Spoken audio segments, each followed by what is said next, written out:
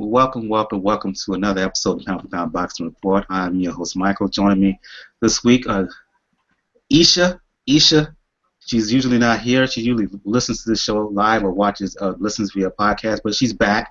Also joined us, Gail Falkenthal, Community Digital News. Jay Dill joined us live from the Midwest. Jacob Rivera joined us also live from the West Coast, as well as Daniel joined us from NY. What's going on, ladies and gents? Good evening. Good evening. Hello. All y'all watching the Republican debate?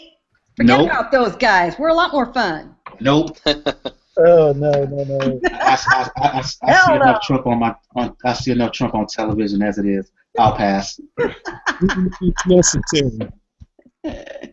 Hey, maybe Donald Trump will invite Don King to be in his cabinet. Oh dear. We in America. Only in America. That's right. What a way to start the show. Yeah, absolutely.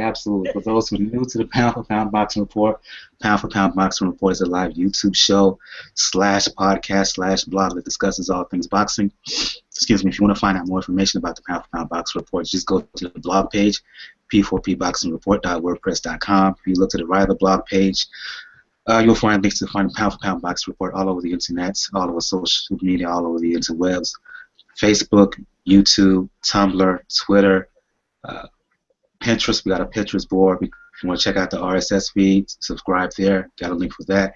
Got a link to find us on Stitcher Radio, on Flipboard Magazine, SoundCloud, iTunes, as well as the link for the email address. p4pboxingrpt@gmail.com is the link. Let's get the show started tonight. Starting on a bit of a controversial note, well, very much a controversial note, doing a recap of what happened this past weekend in boxing. One main fight I want to focus on. Fight took place in Germany. Felix Stern fighting Fedor Shudanov for quote-unquote super middleweight belt. The belt is disregard the belt. The issue is the fight itself. Stern winning by close decision, 115-113 on two scorecards, a draw in the third. I look at this fight. You know, Germany is known to give favorable decisions to German fighters or to fighters who are based out of Germany.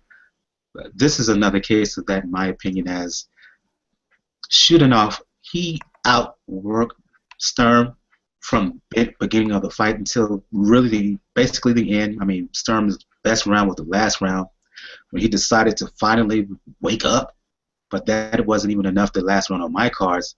I had Shudanov winning clearly 9-3 on my cards. I'll just go around and just, if anybody want to talk about this, another case of go ahead, Dill. This is a ridiculous decision. Go ahead, Dill. And every time Stern threw something and the crowd goes wild, Shudanov throws a 1-2 or 1-2-3 to the body. Head to the body, head to the body, head to the body. And that was going on from rounds 1, 2, 3, 4, 5, 6, 7. Okay, you might give Stern the A for the 9th round, which one you want. And Stern might get the 3rd round, if I had to be honest. In the 12th round, even though I still felt like Shudanov was more busier, Stern had the better presentation. But other than that, I had it 9-3. At best, it was 10-2. No way Stern won this fight. The crowd wanted to get behind him, and they did whenever he did throw something. But, I mean, it was obvious. Stern couldn't release the trigger. Shudanov is just the younger fighter, the busier fighter, threw the more punches, looked sharper. And Stern has moments with the right hand, and Stern just didn't utilize his jab enough to set up more shots, and Shudanov just ate him up round for round, and now outpointing the guy, for fuck's sakes. And for this to be a draw on one of the cards and for Stern to get considered the win, I'm sorry. Like, that fight should be investigated. Everybody bitch and moans about the Pacquiao versus Bradley 1 fight, but shit, Pacquiao didn't outpoint Bradley like that. What Shudanov did to Stern, I mean, that was just a blatant robbery, and it puts an egg on the face of boxing, and that's all I gotta say. Bradley was more competitive in his first fight with Pacquiao than Stern was in this fight. Period. This Agree. happened Germany so many times. Anybody going there has to know that if they leave it in the judge's hands, anything can happen without regard to what happened in the ring. How Tyson Fury managed to get all of the judges in Germany is a miracle. You know, it's almost the exception that proves the rule. Michael, I had the exact same card you did, 9-3, and you know, it's happened so many times. You just look at it, you just shrug your shoulders and say, "Yep, happened again." You know, and there's nothing you can do about it. It's one of the reasons I'm happy that the Abraham Ramirez fight is in Vegas and not in Germany. Hear, hear. Absolutely. Daniel, any commentary on it, or were you just so thoroughly disgusted that just screw it? Oh, man. Oh, Jesus. The first thing I checked when I saw the Twitter reaction because I didn't see the fight live. I saw how pissed people were, then I checked, is the fight in Germany? Okay, the fight's in Germany. I understand now. And then I watched the fight, and I looked at it like, really? This was just blatant. Sturm won 2 rounds at the most. And then you have this happen, where he's now a super middleweight champion. And I think everybody except the 3 judges knows he doesn't deserve that belt. It was just, I agree with Jacob there, though. I'm glad Zurdo and Abraham now are going to be in Vegas instead of Germany because there was some foolishness. If that fight would have been in Germany and Zurdo would have won. Disgusting. Like, just flat out disgusting, man. I want to move forward. It's interesting. I keep hearing Arthur Abraham after the fight. There has been talk of I think we talked about this a bit on your show last week, Daniel, last weekend, that Sturm, he has there 2 options for him. I've heard him talk about retirement, that this may be his last fight, he may call it a day, or there's been rumblings that Sturm may fight Arthur Abraham if he's successful against Gilberto Ramirez in April, fight possibly happening in the fall. The options for Felix Sturm, I'll just ask for everybody, just open your mics, please. Where do you see Sturm going here? I mean, the Abraham fight is out there for money, a whole lot of money in Germany. But again, after that last bout, you know, which he probably knows he lost, I wouldn't be surprised if he just said, you know, I've had a long career, I had a successful career, been multiple time world champion. I'll call it a day. Well, that's what he should do, and that's what he should be advised to do. But we all know these guys get drawn into the ring. We had a lengthy discussion prior to the show. Sorry, listeners. Maybe we'll get into it later, or maybe we'll get to hear some outtakes at some point in the future. You know, how tough it is for guys who need to hang it up, and they just can't do it for whatever reason. You know, Sturm should know in his heart of hearts he got a gift. But sometimes they're really, you know, they really delude themselves, and he thinks that he won fair and square, and he wants one more bit of glory. Let's hope somebody tells him, no, go out on top. You can, you know, call it a big victory if you want. We all know the truth. And it's also, in another aside, I want to point out, this is also why nobody should get so wound around the axle about the numerical record, you know, for any individual boxer.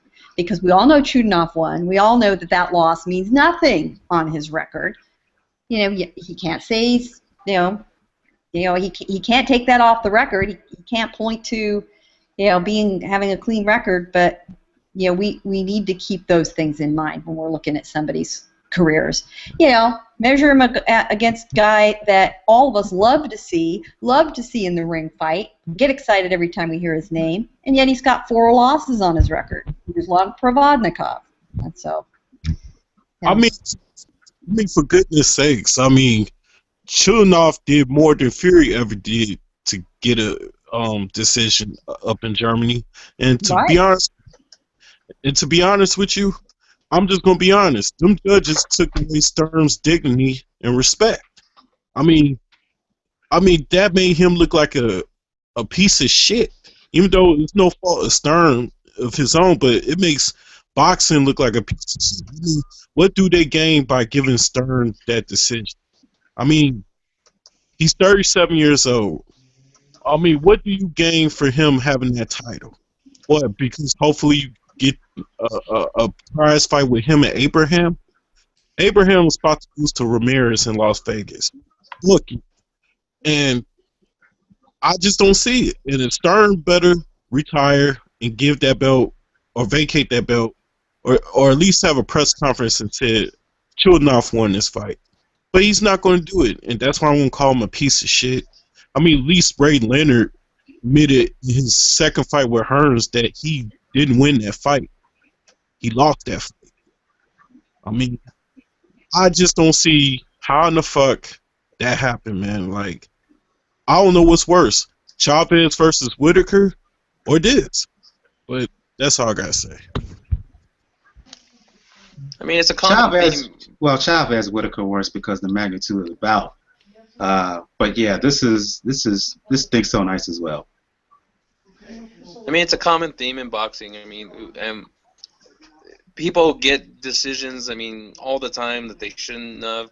And, you know, we have, you know, plenty of past fights that we look at and then we say, oh, well, I had it this way or I had it this way. This was a blatant ripoff. And, you know, to Gel's point, at the end of the day, you know, I think most boxing people that love boxing know, you know, hey, he lost that fight. That's considered a loss just the same way a lot of people, including myself, think he beat Oscar. And that wasn't really a loss. It was a win. And it's sad, but, I mean, again, it's one of the things in the sport that needs to be fixed. But, you know, I don't know that that's going to happen anytime soon. Absolutely. Let's move on. Since that's the main fight I want to focus on, let's move on and talk about some news events that went down. Keith Thurman Sean Porter fight that was supposed to happen in April, I believe, postponed due to a car accident that Thurman was involved in. I'll go to you. Unmute your mic, Isha. I'll go to you on this. Go to you first. A lot of this conspiracy theories about the accident with Thurman. How hurt was he? Was he hurt at all? Issues that he may be overweight and whatnot. You know how Twitter can do. So your thoughts when you first heard the news about the fight being postponed in the car accident? First, I was like, oh, I hope Flute Boy is all good because, you know, at the end of the day, he is a real person. Don't want any harm to come against anybody. Flute Boy. on the really? second side, and hold on, I love One Time. It's one of my dudes. I like watching him fight. But at the same time, I was like, well, I kind of smelled that one coming for the simple fact that, you know, there wasn't much hype, you know, going into this fight. You know, no one's really talking about it. There was really no buzz in the social media about it. I don't think the fight was probably selling enough tickets, so let it marinate a little bit longer and, you know, hope for a better promotion or whatever you want to call it, you know, second time around. Hope a fire gets lit up underneath it and gets more buzz, because I didn't understand, like, no one's like really excited for it except for the people who were going to, you know, was going to actually attend the fight live or whatever. But other than that, it's like a lot of the stuff on social media was like nothing about it. Everybody's more, you know, talking about the Frampton Quigg or this and that, or fights after the March 12th card. You know, it was nothing about the March 12th card except for a couple of the fights on the undercard, which I don't even remember what they were right now. But I don't know. Is it a conspiracy theory? I don't know. I don't think that it was enough going into it, so I think they kind of pushed it off. But I hope he's all right if he did get hurt. Point of correction here. I said April. You're right. It was happened March 12th. I'm still laughing over the fact you call him Flute Boy. But man, Twitter let him have it over that too. They were like, for those who don't know why you called him Flute Boy, explain, please. Oh, he has this hippie style flute thingy that he plays, and he plays it really well. And outside of his like mean demeanor in the ring, he's like really, really down to earth, and he's like really happy about everything, like the moon, the stars, and the quasars, shit like that. Like he's all over that. And Nice so good reference right there. they were talking about the people on Twitter were letting him know. He's like he was probably accelerating with the flute in his mouth or something. I don't know. It's mean, but it's funny at the same time. But yeah, I hope One Time is okay, because I really dig the dude. He's really cool, and I just want to see him and Sean fight. It was a really good match. All this he's been calling out all these big names, and like I think this is a really big fight for him and for Sean, and I mean I just want to see it happen. I'm gonna go around the hangout here, starting with Daniel. Then you can chime in. Gail, Jacob, and Dill, your thoughts when you heard the news about the accident to Thurman and the fight being postponed for the time being? When it came as a surprise when you looked at the news, okay, Thurman got hurt in a car accident. Well, you didn't hear anything first about the car accident until that moment. You see the fight's postponed. I kind of did deep sigh because you're postponing this fight again when they should have happened in December, to be honest. But when you saw that it was mainly related to the hand injury, you have to be worried about Thurman, because we're all human beings. Sure, like Isha said, we're all human beings here. We have to make sure that everyone's pretty much okay in the situation. But as far as like what the actual fight is, depending on the injuries, this fight won't be rescheduled until April or May, mainly. Late April, like early May, or June at the latest. So now you're gonna have Keith Thurman and Sean Porter be out essentially for almost a year since they last fought. On top of that, Al Heyman didn't even bother trying to keep the rest of that card coming in. He axed that card yesterday completely. So now Showtime is out of date, and the schedule that they're already pretty thin. Heyman doesn't have Showtime not to pay the licensing fees for four of those fights. Like one was Gary Russell Jr., the other was Adnan Mares, and then Rodriguez. So now he's probably have to move them to PBC, where he has to pay now the purses for those guys. And if people want to go to conspiracy theory land, I've heard this one. And it's pretty much piggybacking what Gail said like a few weeks ago, that Thurman really isn't happy with the contract that he has with Heyman. And this may be his way of waiting that contract out and just letting it expire, and then try to actually go out there and actually sign to a promotional company, get him actually bigger fights. But it comes at the expense of him looking like he's ducking Porter. Like, how many reports have been of Kenny Porter already out saying, I want to see proof. I want to see proof. You're just ducking my son. You're just ducking my son. That's starting to stick to Thurman, because, like I said, this fight should have happened in December. But it's been delayed and delayed and delayed, and now we're going to have a further delay. I think a lot of you have been watching too much X-Files. I'm not concerned about there being any big conspiracy. I do think there's some other interesting things going on, but I think this is completely on the up and up. One of the straightest shooters in boxing is Lou DiBella, and he's the strawman promoter for this for the bout, which is the card, which is not happening because it can't be Al Heyman. DiBella said he's seen pictures of the car, and it was bad. It was totaled. The report is that Thurman was hit into the right rear panel hard enough to set the airbags off. And if you've ever been in a rear-end car accident or a car accident with enough force to really set off airbags, you're sore. Let me tell you what, you're sore for weeks. It is not a good thing. And if Thurman, suffered a bit of a neck injury and he's just sore all over, and the fight's only 3 weeks off, he would not be able to train. He'd be extremely borderline. There's just no reason for him to go into a fight in that condition. And what I can't get confirmed, and I'm trying to get confirmed, he recently bought a Shelby, and if he totaled that Shelby, man, I would have dug myself a hole, crawled in, covered myself up, and cried for a few months. That would kill me. So They had he the has a picture on Facebook. I Did mean, they? not Facebook. On Twitter, it showed exactly what you said. The right side where he got hit at, it was Yeah, kind of bent up, and you could see the airbags were deployed. yeah, it looks like somebody barely missed T-boning him straight on and hit him farther back in the car, Mhm. and not nailed him. So, all the best to Keith. If the reports are exactly as we've heard them, he did the Mhm. right thing. What is a shame is that the card itself underneath the main event was so weak that there was nothing left to salvage. That doesn't Mhm. really speak well for the event, that's for sure.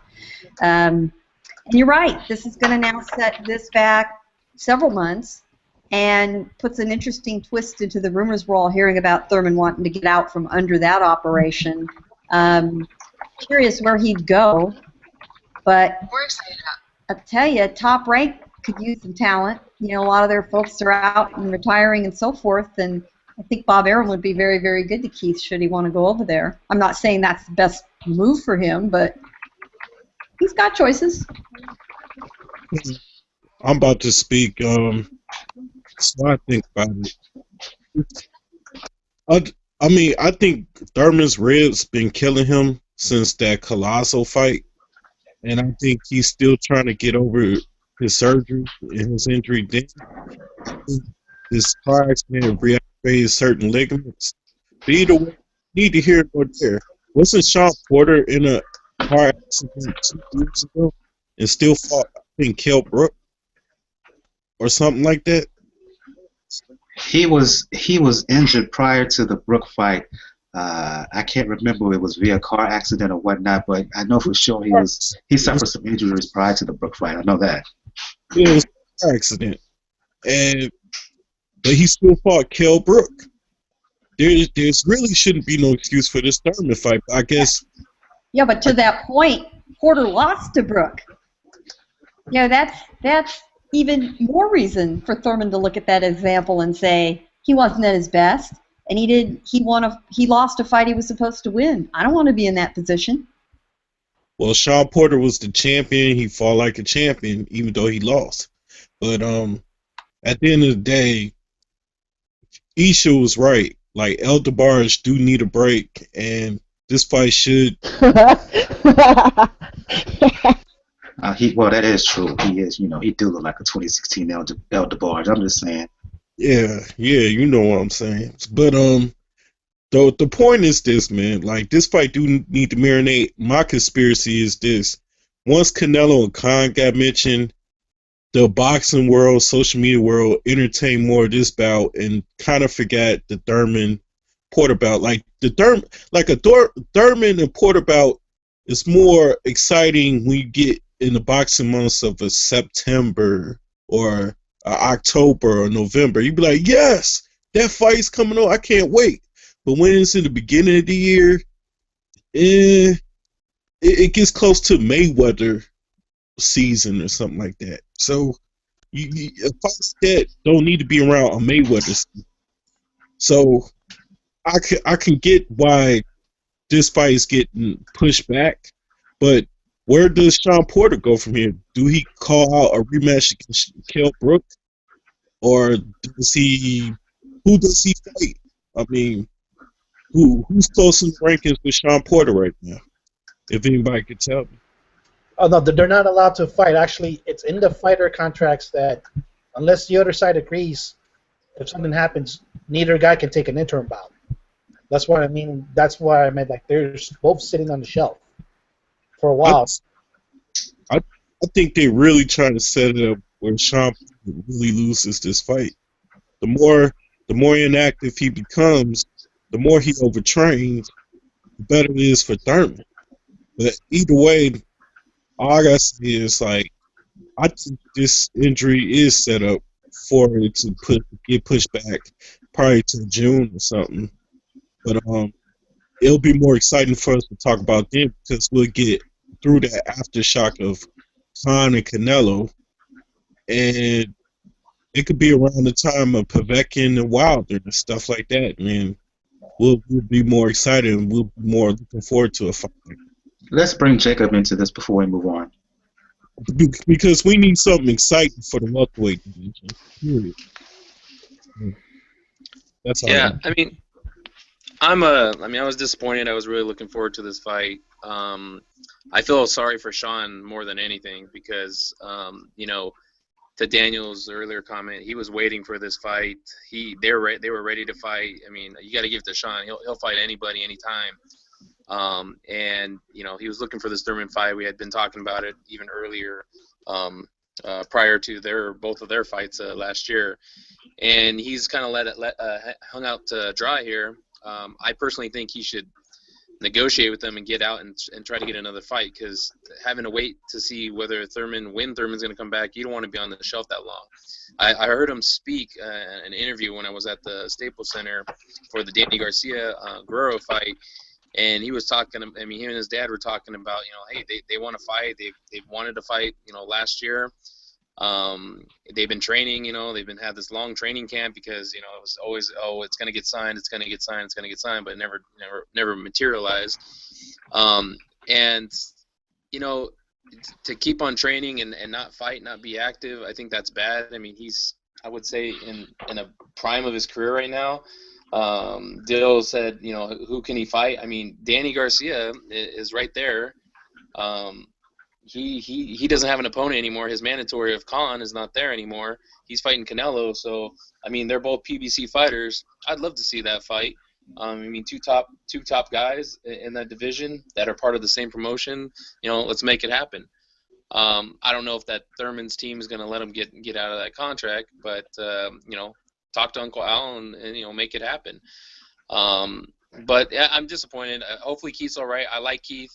But again, I feel like hopefully this doesn't become an excuse too. If you were to fight Porter or come back a little bit too soon, and then he loses, then he says, the car accident, I didn't recover, I never, I was still injured, and it becomes like an excuse. I want to move on right quick. Within this, I heard Wilder's name coming up. Correct me if I'm wrong, but the purse bid for Wilder and Povetkin is going to happen early next week, Monday, I believe. Let's have a quick discussion on that. How much is Heyman willing to put up, given the rumors about him being in financial trouble? He only has so much. His backers are only giving him so much now. He can only spend so much until the end of the year. Is there danger here that Povetkin's folks, who paid, I think, over $15 million to get the Klitschko fight there in Russia, is there any danger that they can outbid Heyman here and the fight could land not in the States? And I'll just open it up for everybody across the hangout. Anybody can chime in. Danger, it's going to happen. I don't think Al's going to bid that much, and I think the Russians are going to get this fight easily. I agree with Jacob. I don't think those folks over there, their money well runs really deep when it comes to getting their boxers, their big name boxers, their fights over where they are. I think if this fight goes to a purse bid, it's basically going to end up over there. So it's just a matter of us waiting it out to see when it's actually going to happen. It's not a thing of where, because we're pretty sure we already know where it's going to be at. Anybody else want to chime in? There's still a chance to me, honestly, that this could be in Barclays, because one of the people that actually is backing Povetkin is Mikhail Prokhorov. He owns Barclays, along with the Brooklyn Nets. So if anybody could persuade anybody for Povetkin's team to fight in the U.S., which he stated that he wants to do, there's still a good chance at Barclays. But in all honesty, when it comes to the purse bid, which I think is not actually going to happen on Monday, I think it's going to happen tomorrow. I have to find out, but Heyman's not going to win this. If he's probably going to bid somewhere above the minimum, and then the Russians are going to blow it out the water. Because, like I said, like with Klitschko, they bid $20 to $30 million to bring Klitschko to Russia. Jesus. Yeah, so they're going to do this. So they might. So I was lowballing it. It was 20 million. Okay, I thought it was closer to 15. Now 20 million. 20. It's close to 20 to 30 million. I think it depends on the exchange rate, but it's Here's going to. what might force Heyman's hand, though. The Thurman Porter card is gone. He doesn't have a whole lot on the horizon. He may need to bid more than he really intends to stay active and in the game. It depends on whether they get into a bidding war or not. I don't think, and if they do, I think it'd be tough for him to hang in there. But I think he will try. I do think he will try. That's what I think. He'll bid a little bit above the minimum. The only variable that could change anything is if something like what happened when the Peter Quillen Kobarov purse bid happened, and then someone like Rock Nation just gets in there and outbids both of them. Because people remember, purse bids, anybody can bid. You don't have to be specifically the promoters of either fighter. Oh, see, I didn't know that. I thought it was just between the two parties. I didn't know someone who doesn't even have a fighter in the situation can bid on it. That's crazy. No, well, and in a free-for-all like this, it's like all of the storage wars and those TV shows, reality TV shows you see where somebody's bidding just to bid somebody else up and take some money out of their wallet, and that could easily happen in this case. Oh, see, now I'm more excited to see where this goes because, like I said, I didn't even know about that. Yeah, Isha. Normally it's just the two parties because people want to respect it, but with Rock Nation, people pretty much knew what they did because of Heyman's beef with Jay-Z from the music world. This is just a way to poke Al in his world. But hashtag Petty LaBelle. Yeah, and he could try to do it again, just to try to say, oh look, I'm gonna put Andre Ward's second fight on this card, and try to take it to a. Yo, that'd be raw. That'd be so savage. Yeah, because the thing about the purse bid is, like I said, whoever wins it can take it to any network that they want. And put whatever fighters on the undercard. Absolutely, yeah. So it's gonna be interesting to see what happens here. And to Gail's point, this could force Heyman's hands to actually spend what little money he may have left on Wilder. Yeah, what else has he got to spend it on right now? Yeah, that's the point. And Wilder, except for making guys good, he's got to cash out from the Thurman and Porter card. That's it. And because Wilder's honestly right now his only marquee fighter that is somewhat recognizable. Because luckily now he's been doing things like putting him in WWE social media or WWE events. So Wilder's name is starting to come up. And TV talk shows. Yep. So they're doing some things that actually should have been done 2 or 3 years ago with Wilder. About time. About time. So like I said, this is the only cash cow that they got right now, and this may force Heyman's hands to do it. I personally don't think it's going to happen. I think he's just going to try to bid, like I said, slightly above the minimum, just so he can say, "Oh, I tried," and then just let the Russians bid him out of the water. So, Michael, did you ask the question because of Heyman, since this is his only, thing that he has on the horizon right now, or possible, that he could potentially go into a bidding war and show that he believes in Wilder and treat him with the respect that you talk about? In part, yes, but I do also understand that he only has so much money to spend throughout the rest of this year, and if he puts too much up, he's not going to have enough money for all the other cards, proposed cards for the rest of the year. I just want him to at least make the effort, just to show that he's really invested in Wilder, the fighter and the person,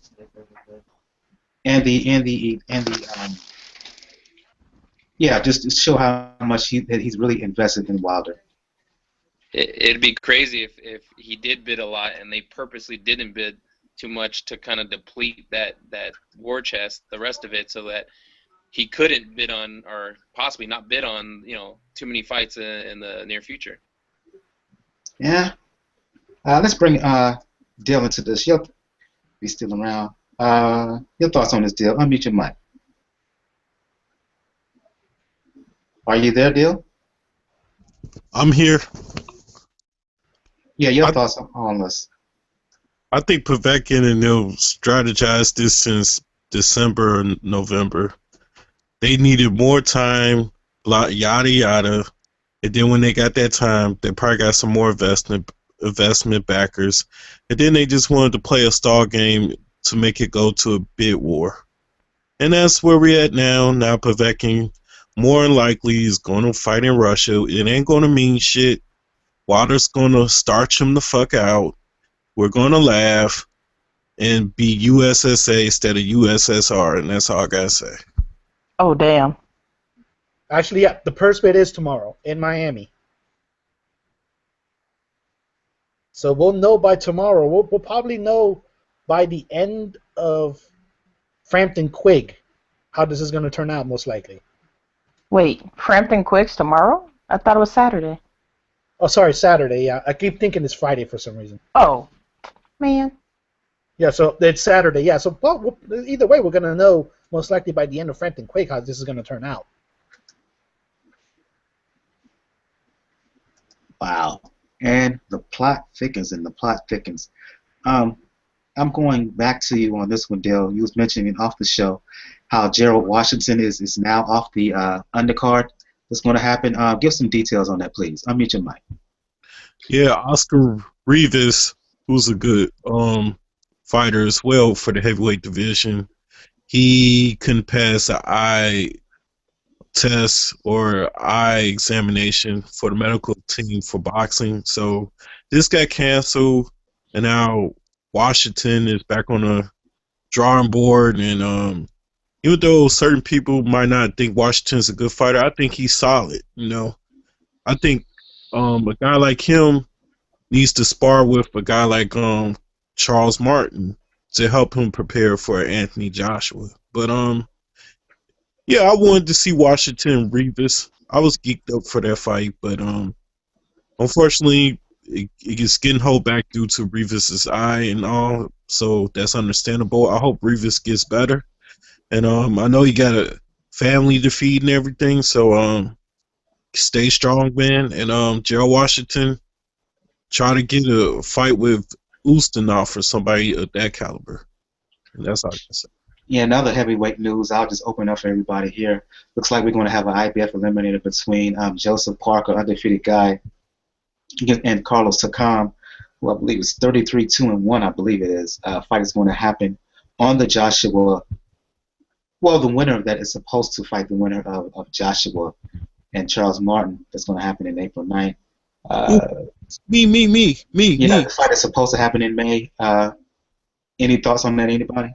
Please, me. Can I go first, please? Yeah, go ahead. Okay. To all my Kiwi heads out there, all my Kiwi heads, Joseph Parker is the truth. He is the second coming of the greatness that the heavyweight division been waiting for.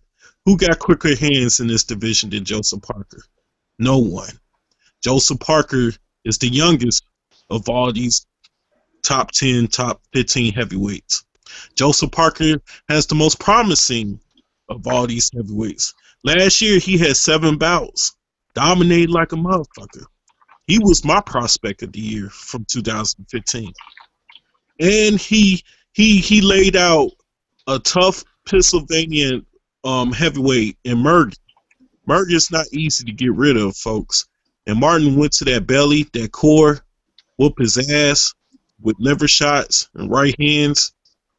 It was embarrassing, but he killed another buffet. I'll put it like that. But the point is, Joseph Parker made me a believer. He's my number 1 heavyweight. And to take on someone like Carlos Takam, who's a very aggressive physical fighter, who could fight inside and out. Got very good foot movement. Very good jab. Very good hooker, and stays busy for three minutes around. I think his only loss was against Alexander Povetkin, and that was a good fight between them two. I think it was 2 years ago, and Povetkin knocks him out in the 10th round with a vicious left hook. I think Parker is going to get rid of him a lot quicker with this, by utilizing his hand speed from the outside. Now, Parker will get hit more in this fight. Takam is not an easy out. And this will tell us what kind of level right now Joseph Parker is on. And look forward to Joseph Parker doing big things this year. He will not be silenced. And he will get ducked a lot. He'll be the plague like Luis Ortiz is. And that's all I got to say. Anybody else want to comment? Good fight, good test for him. We'll see what he's made of. At this stage of his career, he does need to put himself in harm's way, see what kind of shots he can take. If he doesn't now, and he really gets up to the top few contenders, he isn't going to know what it feels like. So he needs to find out now. It's a good fight.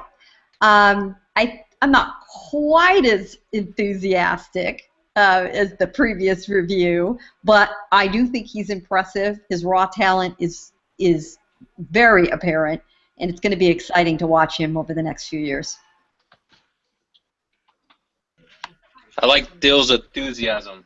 Yeah. I think I like when somebody, I mean, he's not just excited about it, but he's pointing out good things that Parker can do.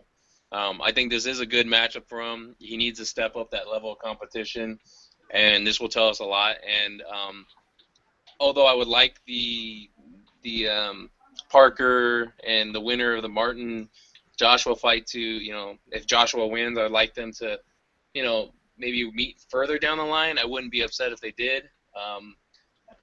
But we'll see what happens, though. But I am excited, more excited about Parker because Dill got me more excited. I agree with you there. I have no idea who to do this, but just because Dill is so lit over it, I'm trying to figure out who he is and trying to find some fights of him so I can see who the hell he is. So now I want to see the dude fight. You can't just be like, oh, he the truth, and I don't know what you're talking about. I got to see this. Yeah, that kid's good. That kid is good. He's the Kiwi that you need in your life, baby. He's the Kiwi. Oh, and I love Kiwi. Oh my God, hallelujah. And gentlemen, if you could just not listen for the next few seconds. Isha, he's not too hard on the eyes. Oh, I was about to ask you, girl, is he fine? Because we already know I only watch Joshua because, not his boxing skills. So let's just be clear. The one real downside to a Joshua Parker fight is I would hate to see either of those pretty young men mess each other up. Faces get beat up, yes. Oh my God. Okay, moving on. All right. Ladies. Part of the show's over, guys. Get back to it. Ladies. I mean, you got to expect this when you invite ladies on the show. I mean, it's got to go there at one point, okay? We are human. We analyze all the technical stuff, but there's no reason not to also enjoy some candy. Hey, Dill, you got to get on that PR bus with Parker because the Kiwi that you need in your life is pretty good. Yeah. Chocolate. If you need that chocolate bar, Izu Uganu is for you. This guy. All right. Hey, we can't have fun with this. What's the point? And then we move on. Speaking of, Mike. Go ahead. Think about this. Joseph Parker's either gonna face Anthony Joshua or Tyson Fury within a year because you're going the IBF route where you become Joshua's mandatory because let's face it, Joshua's gonna beat the crap out of Charles Martin. But then if for some reason Joshua actually loses, he still has to fight Joshua anyway to solidify himself as the #1 contender for Tyson Fury's belt because he's right now ranked #1 by the WBO with Anthony Joshua right behind him. So those two are going to face each other within a year, whether they like it or not. Valid point. But Kiwi been asked Joshua out for a date in the ring, and Joshua and them been avoiding him like the plague. Because they know they have the power in this one. But now with the belt, and people are going to demand it because of this weird thing that the British have with the Commonwealth, which we're not a part of, that scope extends to Parker, so you're going to see a Commonwealth fight between New Zealand and Great Britain. It's going to happen anyway.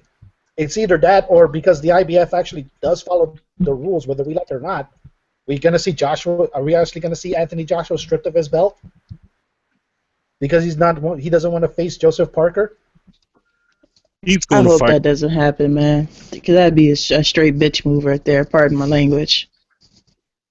He's going to fight Parker. It's going to happen, and it's works. And somebody's going to get laid the fuck out, and that's all I gotta say. And it's going to be Anthony Joshua. Please believe it. I don't care who wins. I'm just going there to see the two guys fight. Well, we will see. We will see. Let's hope Speaking, for people's sake it's 2 rounds where it won't be a brutal battle. Oh, man. Speaking of battles, Marquez Vasquez 3 is on Show Extreme right now. Great fight. StubHub. Yeah.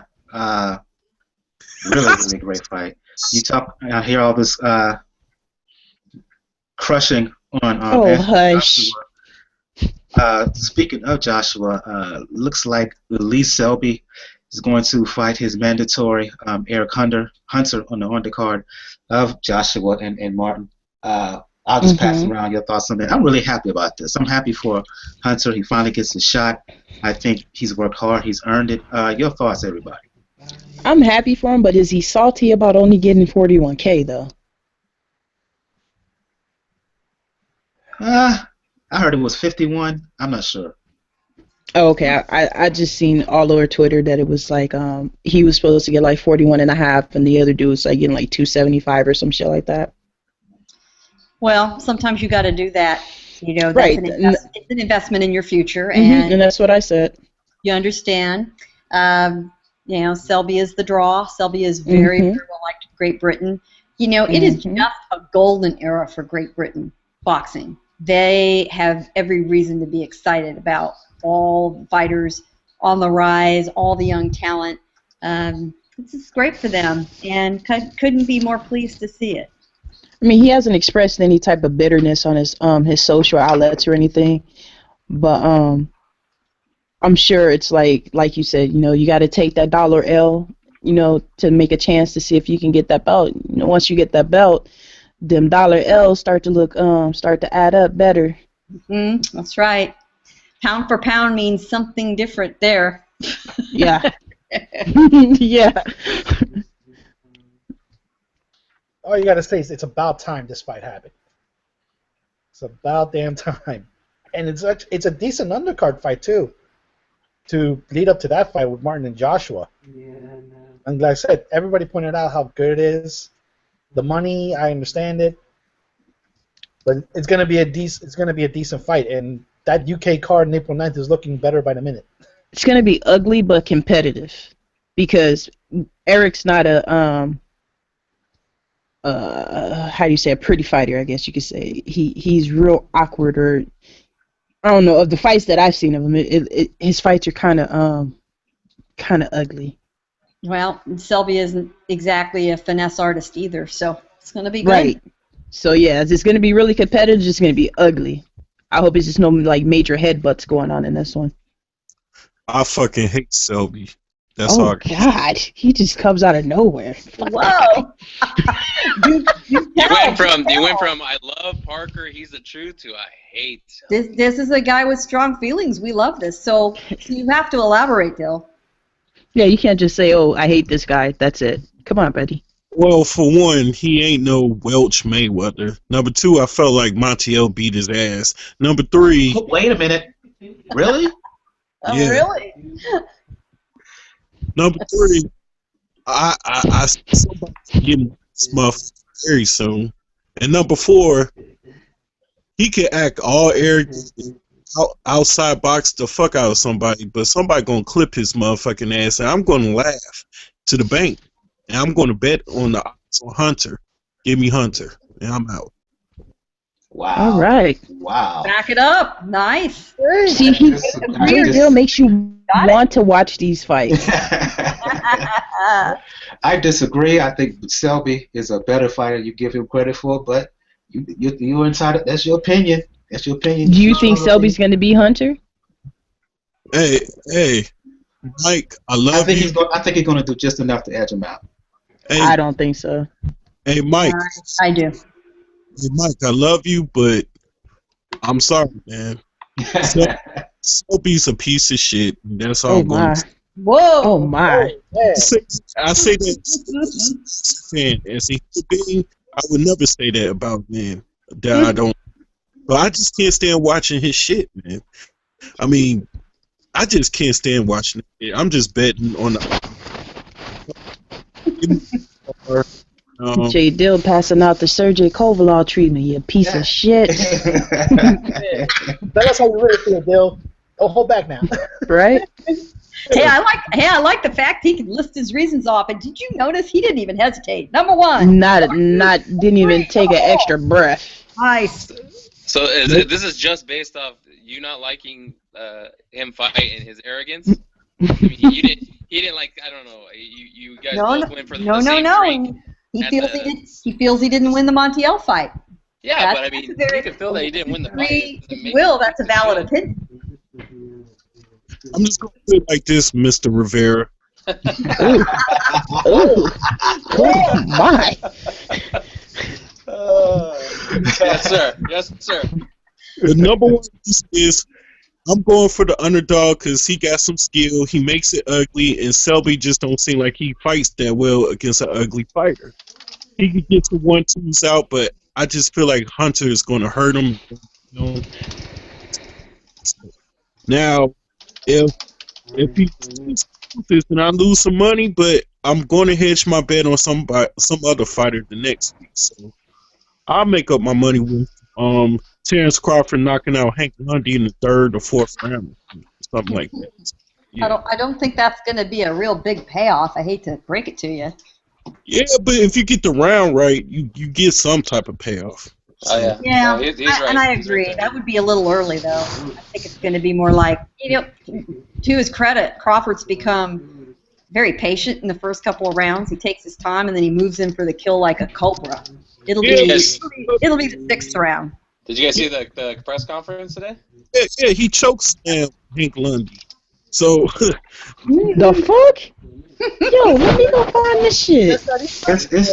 It's a vine of him in which they get in each other's face, and we'll talk about this in a little bit. Oh God, somebody tagged me in this Crawford, vine. And Crawford, he mushes Lundy. I retweeted it. I retweeted it earlier. Oh, okay, let me go look at this. I can't believe you should be this. able to find it. Just put it on Twitter. Just search Crawford Lundy face off.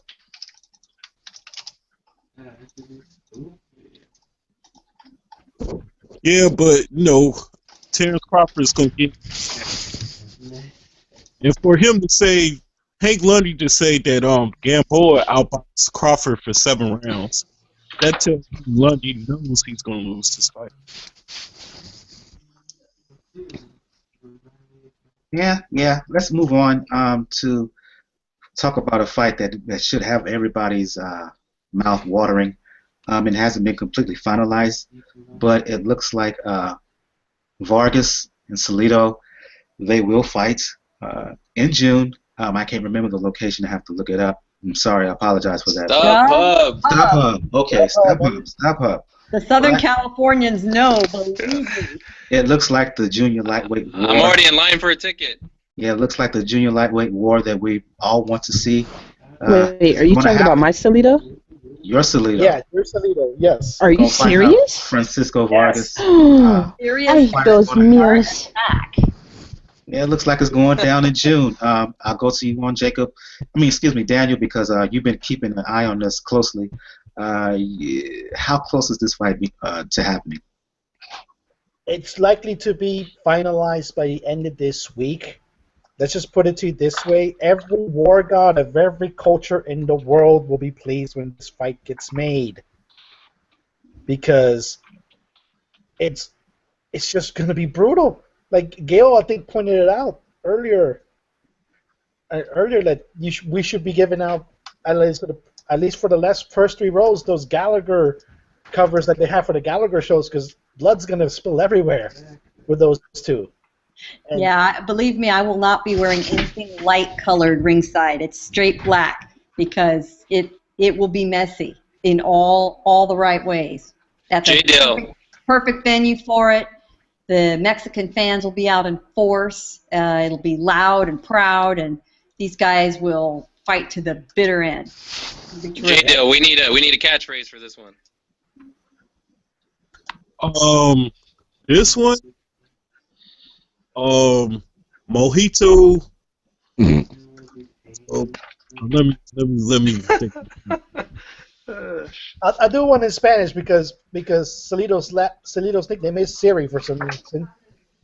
Siri, dame sangre ahora. How do you say Carson runs with blood? Carson, que es rubia, True. que Carson se inunda con sangre. I like it. For this, the battle, Valley. This is gonna be a death in the Valley, real quick. Somebody's gonna die years boxing after this fight. I guarantee. No. It's funny. Salido, man, he's still so burned about that last fight with Rocky Martinez. He's talking like this fight's a done deal, and said, yeah, Martinez needs to come to Carson to see what a real fight looks like. Yeah, but it's mandatory bird leg or something like that. Yeah, he's fighting March 12th against. Yeah. Yeah. Well, Rocky Martinez did say he wants the winner of this fight, so he might as well be there. And it'd be great if he was there. I mean, it's funny to me that the first guy Salido decides to trash talk isn't his opponent; it's Martinez. Yeah, because he knows he didn't lose that last fight. We all know he didn't lose that last fight. And I absolutely agree, and there wasn't a person in the arena that thought he won. Yo, I was so tight. Oh my God.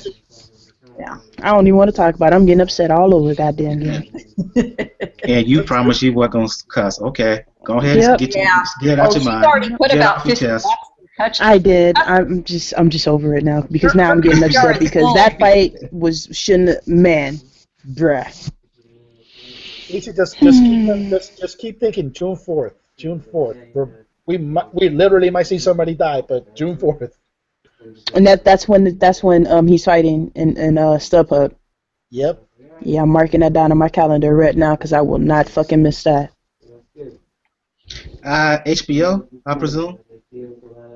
Yeah, I heard HBO Boxing After Dark or something like that. Yeah, I think it will be a Boxing After Dark event. They like StubHub as a venue for fights. And these are the kind of fights that end up being the fight of the year. In that venue and those guys, it's a match made in heaven. Hasn't he been like a candidate for fight of the year? Like Vargas Muro was the fight of the year last year on the Canelo Cotto undercard. So absolutely, Vargas can make it a twofer with this one. This is gonna be fucking delicious. Oh my God. I got oh my God, I got nerd bumps on my arms. And yet again, another good example of where you have a guy who doesn't have a perfect record on paper.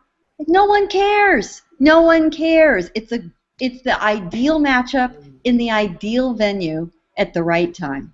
That's what makes fans excited about a fight. I got to credit Daniel for making this happen, though. I think he did something. I don't know what he did, but...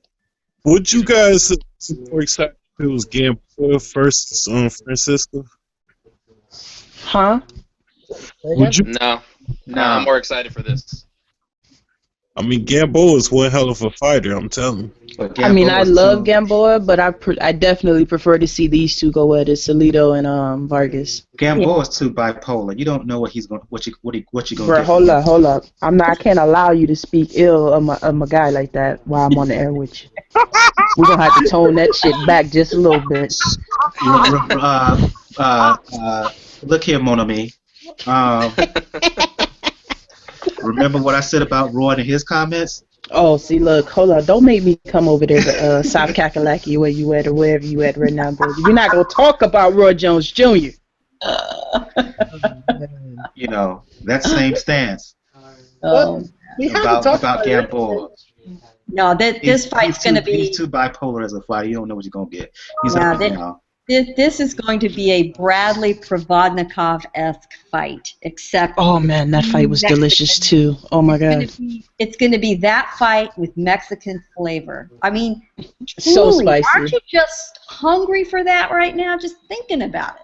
I mean, just let it marinate a little bit, Dill, and just think about the two people who are about to go in the ring with each other. Think about their style of fights and how each one of them brings it every time they fight. And if you don't feel that sense of salvation right there, man, you're not salivating.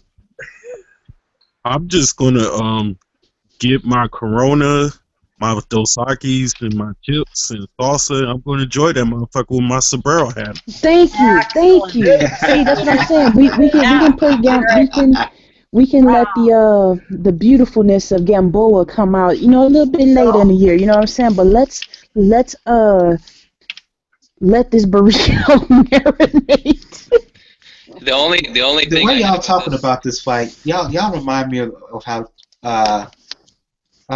Chris Ariola was describing tacos and beer on the rugby. Oh my god, that was beautiful. Yeah. Oh, That's like poetry to my ears. yep. Oh man. That was beautiful.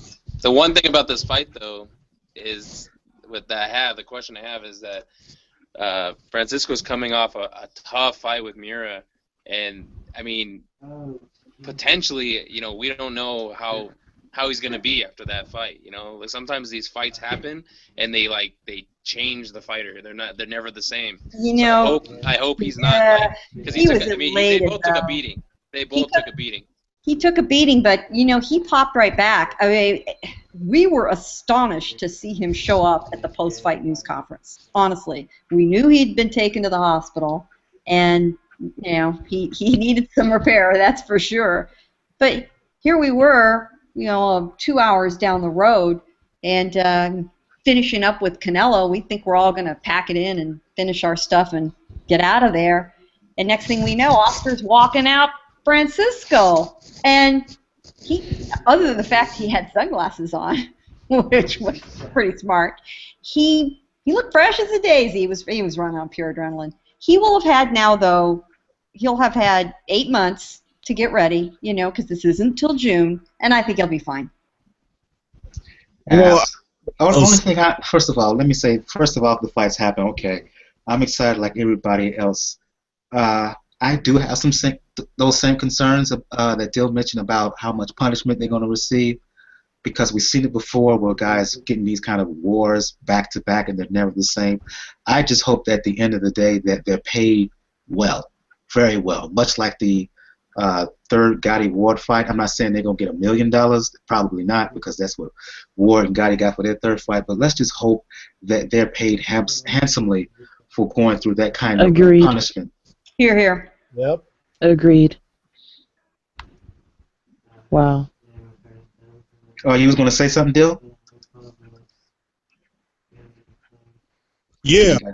Go ahead. What I was going to say is pretty much, Salido's one of those another fight of the year type fighters that Francisco's about to fight. Salido's crafty. He's a veteran. He digs at the body and he gives fucks. He'll do what it takes to win, and them looping right hands and them hooks, them chest, it's just gonna be a wear to your body. After this, Francisco should get a soft touch or something, just to conserve his body from these type of wars. That's all I gotta say. Absolutely, absolutely. Let's move on and start to shut the show down by talking about the fights that's happening this weekend. As I said last week, that the weekend of the 27th is going to be arguably the best weekend in boxing so far. Um, I want to start with a bout that's going to happen outside of the States, specifically in Manchester, England. On Saturday, it's going to be shown live here in the States on Showtime Extreme. I think it's going to be shown in the UK on Box Nation. I could be wrong about that. It's junior featherweight showdown between Carl Frampton and Scott Quigg. IBF WBA unification bouts. Highly anticipated bout to us hardcore geeks. This fight has been in the making really for the past 3, 4, maybe 5 years. Negotiations took place last year. They fell through. Finally happening this year. Frampton's getting, if you round up and estimate from the British pound to the U.S. dollar, Frampton's going to get over $2 million for this bout, while Quigg is going to get a little around 750 large for this bout. It's probably going to go up with ticket sales and pay-per-view revenues and whatnot. But so he could end up making over $1 million himself, Quigg. I'll go to. I want to go to ladies first, Dylan, and I'll go to you. I want to go to you again, Isha. You call yourself the casual boxing fan. I believe you're more than a casual boxing fan. But keep speaking from a casual boxing fan's perspective. What's your level of excitement for this bout, A? And B, what are your keys to this unification bout that's happening on Saturday? My level of excitement stems from different things. One, that I haven't seen any boxing in like a fucking month and a half, so I'm fucking fiending. So, two is that since the last time I spoke to you about these two fighters, I didn't really know much about them. I had only seen Frampton against a young kid. I can't think of his name right now, but where he got dropped by the young kid like twice in that PBC match. I can't think of his name. Alejandro Gonzalez. That guy. There you go. Yeah. So that was the first time I had ever seen Frampton fight. I've watched a few other fights since then, and I've watched some Quigg fights. And after watching the two styles of fighting, I'm even more intrigued because Frampton is pretty crafty. He's fast. And Quigg, surprisingly, fucking has a nice little pack a punch. And I didn't realize the height difference between the two because they're both seem pretty short to me. But Quigg has the height advantage over Frampton as well. And it seems like most of the people that Frampton fights are either at his size, at his height, or maybe a little smaller. I don't know. I don't recall him having to fight someone taller than him. But other than that, I'm just excited that it's actually a good competitive fight being broadcast on TV. Unlike the other stuff we've been fed most of the year. I'm just happy for good boxing, good solid boxing to be on TV for us to watch. The other shit that you said about the IBF, that's politics that I don't get into, so I have no idea what you're talking about there. But excitement, woo! Yes, I'm ready. I'll go to you, Bax, since you want to comment on what you had to say. What I wanted to say is, and make it quick, is just this. My prediction for this fight, it doesn't fucking matter. Fight Rigondeaux, but if I had to predict, give me Quigg. It's gonna be uppercut city in that bitch, cause Frampton is gonna get uppercut like a motherfucker. And Leo Sangria Cruz, or whatever you want to call him, Leo Santa Cruz. I'm gonna say this about him. He made a prediction that he's gonna knock Kiko Martinez out in 3 rounds. So this is what I gotta say. You couldn't knock out a construction worker in that weight division in 3 rounds. You couldn't knock out Abner Mars. What the fuck makes you think you're gonna knock out Kiko Martinez in 3 rounds. Your power doesn't translate in 126, bruh. Get it through your head. I'm gonna put my betting odds that Santa Cruz doesn't knock out Kiko Martinez in 3 rounds. Just believe in his fist like that for that. I mean, no way. As far as Lundy and Crawford, Crawford is gonna look like a badass fight. Lundy's just gonna look like, okay, sold the fight. You're a good dude. I was just blah blah. And Hank Lundy is gonna waste another fight, complain about something because he's a sore fucking loser. And other than that, I think I just nailed the whole weekend right there. There you go. I'm gonna go to you, Jacob. Dill had his rundown of all the fights that's happened this weekend. His opinion on that. I want to stick to Frampton, Quigg right quick. Dill basically said that Quigg is basically going to uppercut Frampton to death here and take him out. Your thoughts on this fight? What are your keys? I actually have Frampton in this fight, but I wouldn't be surprised if Quigg landed a big shot, because he does have decent power, and was able to turn the fight. A fight that I think he'll be losing. I think Frampton has the better overall skills. I think he has a good jab. He has decent power too, decent pop. But Quigg, I don't think Quigg fights good going backwards. But Quigg does like to set some traps up, and he does like that uppercut. So if Frampton can, he's the better fighter, but again, all it takes is that one punch to change a fight. And I'm going with Frampton by decision, but again, I wouldn't be surprised if Quigg caught him with something, changed the fight, and knocked him out. But that's what's good about this fight is that I'm not sure what's going to happen. It wouldn't be a fight I'd bet on because it's almost like a 50-50 fight because of that X factor. Gail, Daniel? I am, based on their last 2 fights in particular, favoring Quigg in this one. Quigg is the taller man by 3 inches and has the reach advantage as well. And he's coming off a very solid performance against Kiko Martinez, who we're going to see against Leo. Did you call him Sangria Cruz? That's hilarious. Against Leo. So Quigg's coming off a very flashy victory. By contrast, Frampton's coming off a very shaky victory, thinking he was going to make his U.S. debut with a splash and running into a much tougher than expected opponent and just having a rough outing. It was just a bad day at the office. And those things weigh on you, especially when you're not accustomed to having a fight be that rough and that messy. He managed to win, but that's the kind of fight that can shake somebody's confidence. And Frampton's going to have to figure out a way to put that aside, ignore it, write it off, compartmentalize it, however he rationalizes and deals with it. He must do that. Quigg's feeling good. Quigg's feeling on an upward streak. And those are the intangible things that can really give a fight that's fairly even an edge. So for me, Quigg, I think he'll get a knockout, but I'm much more positive that he'll just simply win that fight.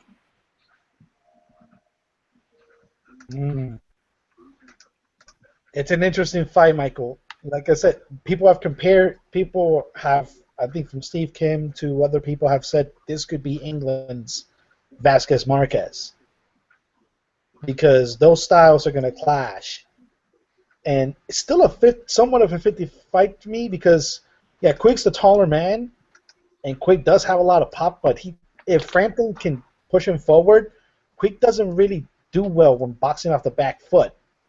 So that could be Frampton's way to win, but it's going to be fun to watch because if you watch everything from the announcement press conference to this one, to the final press conference, the animosity ain't fake. Those two want to get at each other now. And to Dill's point, technically, the winner of this fight has to face Rigondeaux.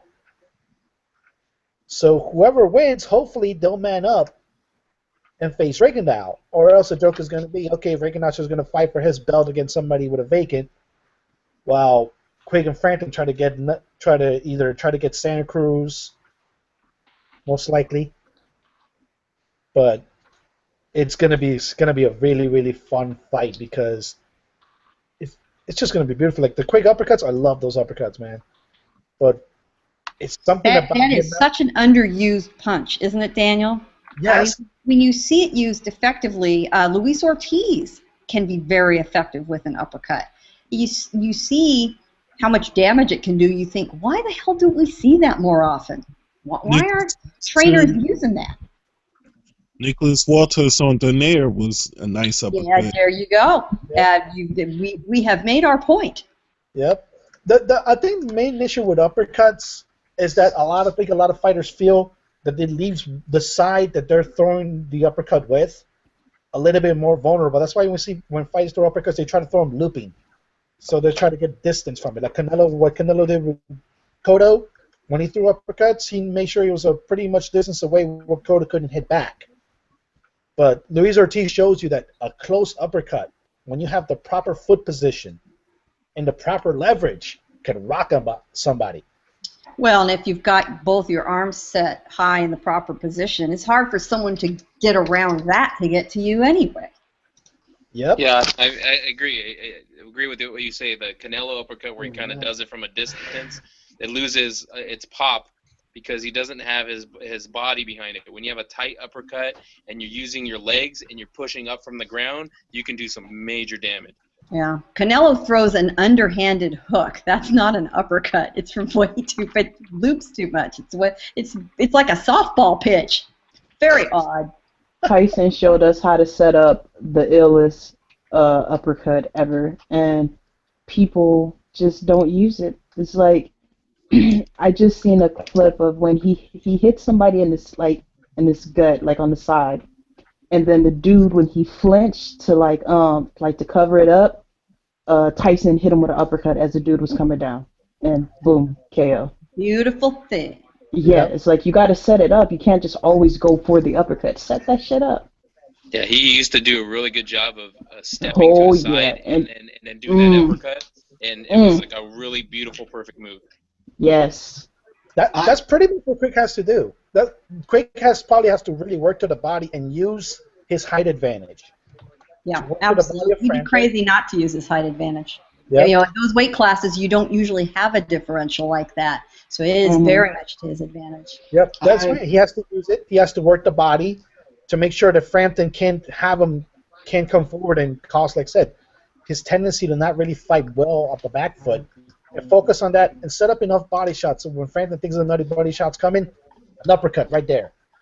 That's another really good point. You know, Frampton had so much footwork trouble with his last fight.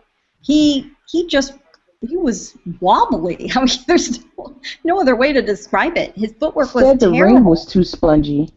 Well, that's what he said, but you know, his opponent didn't have that issue. If it was that spongy and that off balance, why didn't both of them? Well, come on, I can't imagine it is that much different, really.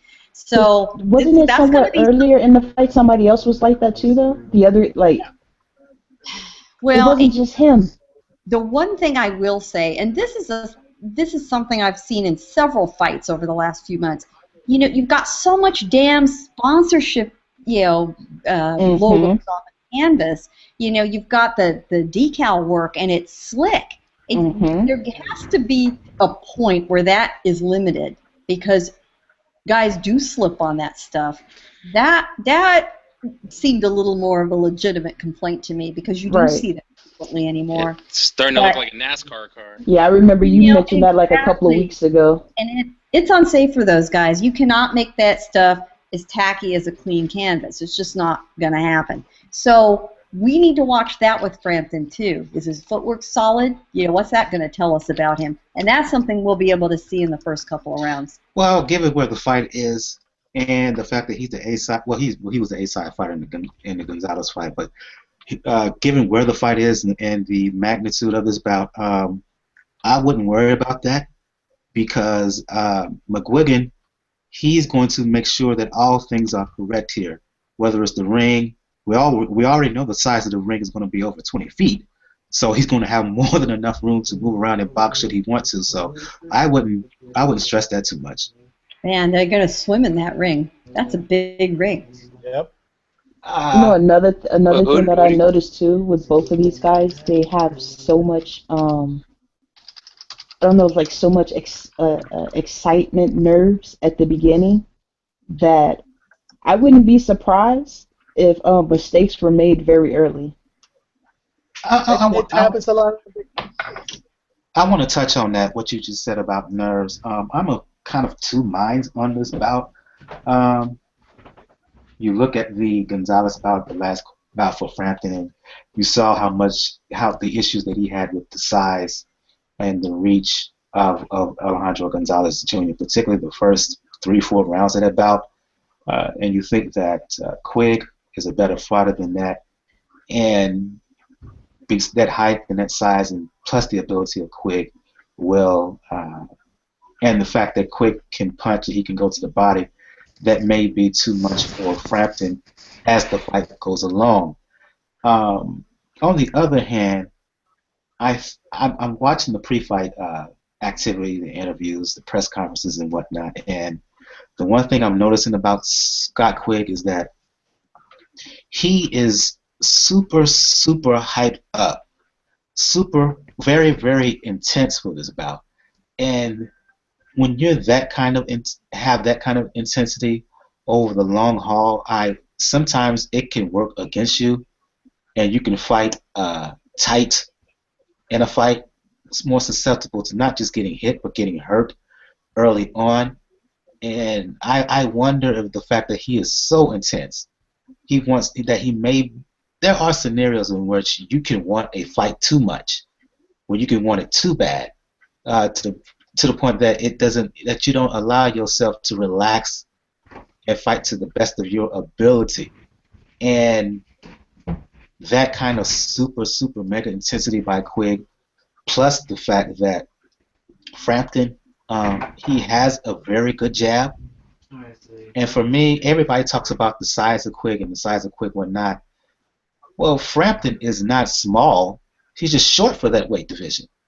You look at him, he's a little cinder block in there. He's a pretty wide, muscular guy himself.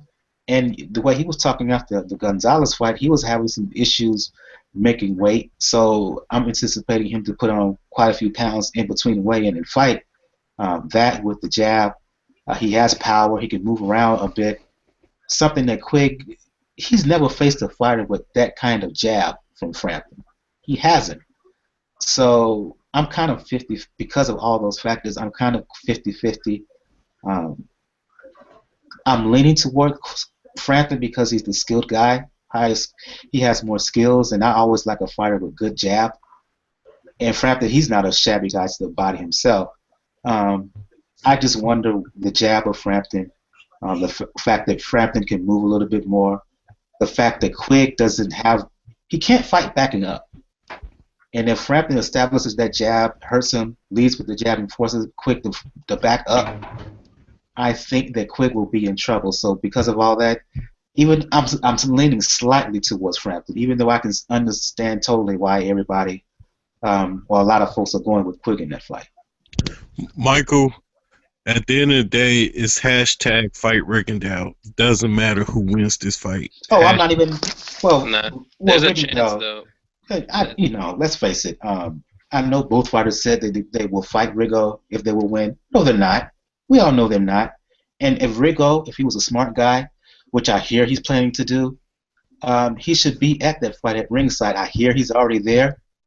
I don't know if this is confirmed or not, but if I were him, I'd show up at that fight and then invade the ring, much like Fury did with Deontay Wilder, and call out the winner, whoever it is. His next fight's in the UK too. Yep. He'll be there. Very smart for him to do that. Yeah, and the other thing with I also agree they're not going to fight Rigondeaux, because especially if this fight is close, if there's it's a close fight, they're going to probably do number 2 for for the money reasons. Yeah, I agree. Let's move on to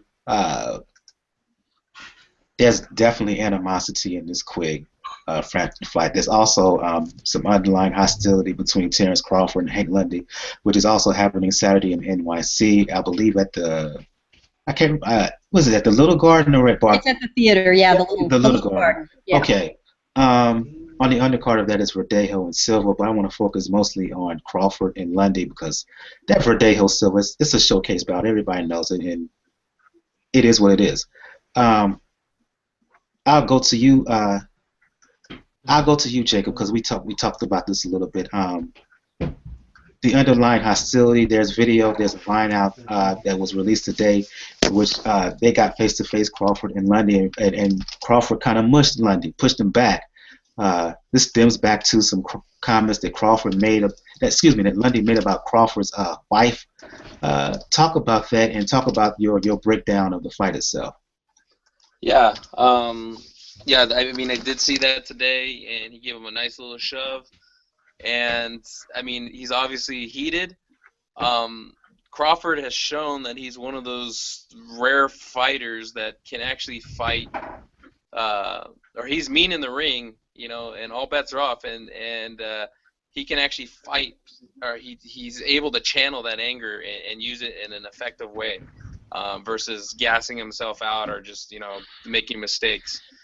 I think, you know, Lundy's no pushover. I don't think Lundy's gonna, you know, give in. He does like to talk a lot of smack, so I mean, this was expected. He probably crossed the line, and he's gonna pay for that. But I see Crawford, you know, filling him out the first, you know, few rounds. But he's gonna eventually figure Lundy out, and I think he'll actually stop him late. Anybody else want to chime in? Oh, you said there was some underlying animosity. It's not under anything. It's right out front. They genuinely do not like each other. The comments were not about each other. Lundy decided to get personal about Crawford's family. And you know, I enjoy some trash talk between guys as much as anybody, but you don't attack a guy's family. That's out of bounds. And Crawford has every right to be angry about it. You know, if this is Lundy's way of trying to throw him off, I think he miscalculated, and he's going to find out that an angry Crawford is very dangerous. Crawford got irritated, I would say, against Thierry Jean, and we saw what happened to him. And after that bout was over, he looked right at Jean and said, "Did you get what you were coming for?" He is even more angry at Lundy. And it's a perfect fight, you know. Lundy's willing to mix it up. HBO and the promoters got him cheap, and Crawford's gonna kill him. He's gonna regret it. So, you know, it's a good thing he, you know, got into Crawford's face today. They had their little shoving match, and they're fun. But it will not be any game playing going on Saturday. Isha, Daniel, Dill. I really don't have nothing to say about the fight except for the fact that we all know that I'm Team Crawford, and I'm just excited to see, you know, people get punched in the face. I don't know what's wrong with me, but it's just what I enjoy. But, I'm going to add one more thing too. I like this. I like this little mean streak we've seen in Crawford. I didn't think that killer instinct was there. You know, he otherwise is a very genial guy. He's a very happy human being in general. He's very grateful for everything he's got. He's very philanthropically minded. You know, his community in Omaha absolutely loves him with good reason. But don't piss him off. Do not piss him off. And it's good for a fighter to have that reservoir of getting angry underneath. Yep, this is going to be one of the showcase fights. Y'all right, Michael, on that? Lundy might have bitten off a bit more than he can chew by going after Crawford's girl. Because, yeah, that little dude has a mean streak. A very, very, very dangerous mean streak. And the fact, like I say, he can fight. He's going to fight both orthodox and southpaw, and he does both really well. And he switches them with such ease that Lundy's probably not going to be able to really adjust too much afterwards. And Lundy's no joke either. Like, you have to work your ass off to take out Hank Lundy, or at least win. So this is going to be very fun fight. The only concern that I have of it is, you did mention it, is the fact that, yeah, Felix Verdejo is going to fight beforehand.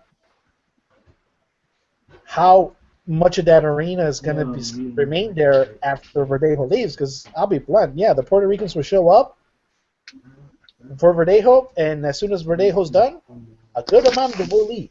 Because they'll say, like, okay, my boxing night's done.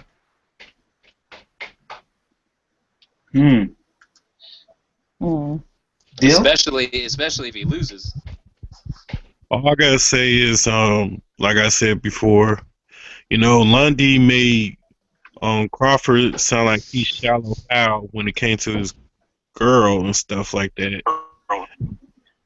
But other than that, this all started with Crawford going to Facebook, sending a message to Lundy saying if you were more fit and committed, you would have won that fight. And then Lundy, in his feelings, without a Band-Aid, had to assault Crawford and his girl, talking about you want to talk about fitness.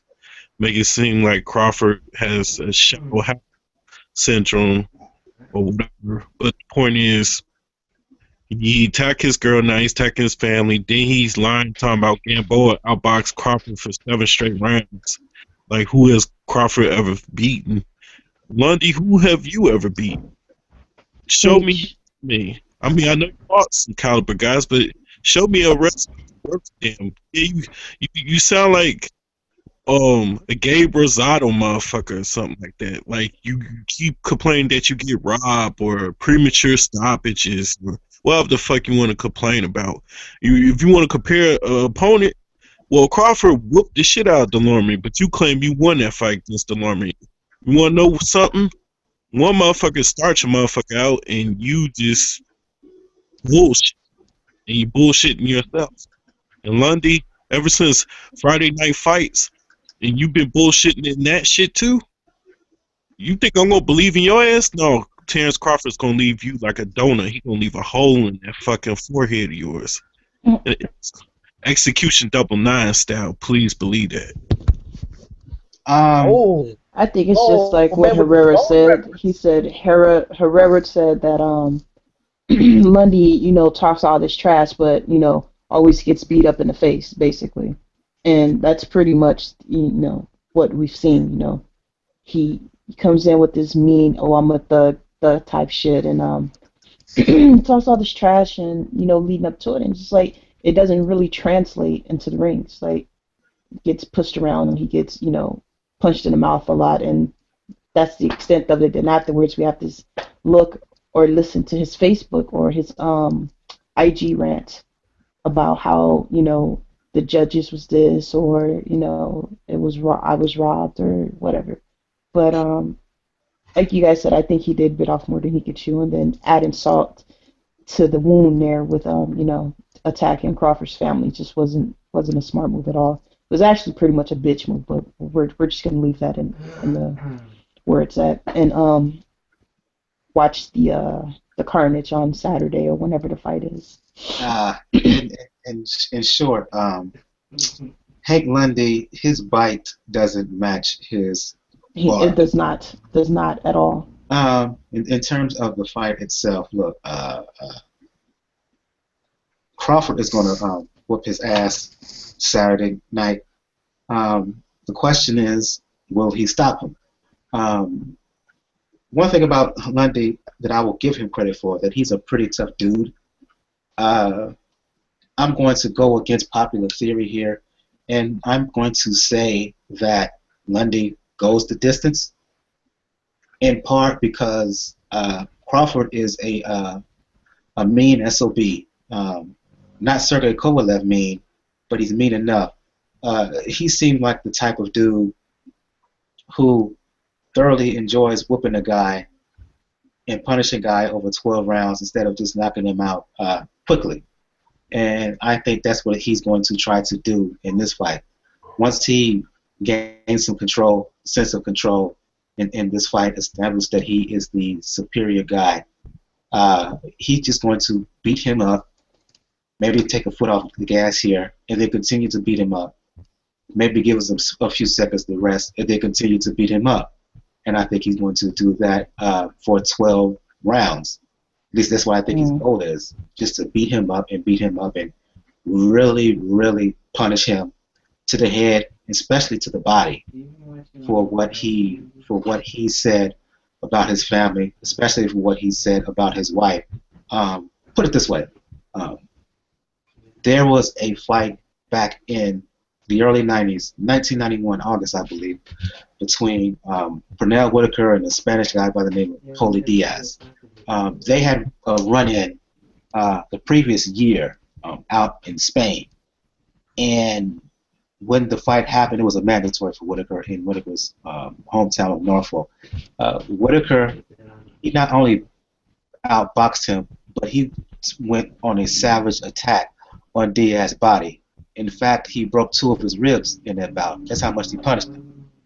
I think you're going to see a similar type fight here, in which Crawford, he's going to establish himself as the better boxer, whatever, but he is really going to make a concerted effort to punish Hank Lundy long term, and really make him pay for what he said. And that's just my opinion on this. Man, don't be surprised if he knocks him out with a body. If you want to talk about fitness, I'm going with J. Dill on this one. I think it's going to be an early night in this one. I think we're going to see the opposite side of Crawford this time around, because he legitly dislikes Lundy with a third-degree passion. His woman's going to tell him to knock that motherfucker out. Talk. I don't even think his woman has to say anything. How family-oriented, or how with Crawford it is that I don't think that's one area you should jab at with him. I think I don't know. I think it's going to be bad for Lundy no matter what, but we'll see come Saturday. Lundy made her sound like she Norbit or something, or part of the Clump family. Yeah, that was just fucking rude, but yeah. Nobody should be paying on someone else's family. Go after your opponent. They're fair game. They when you get into this business that you are fair game, but your family should not be fair game. No, no ifs, ands, or buts. I don't care who you are. If you're gonna have sex with a woman, you never call her fat. And Lundy got that beautiful no more, so he's just insensitive. I just think he naturally calls women fat, and they slap him in the face or something. Well, good luck with that. Good luck with that.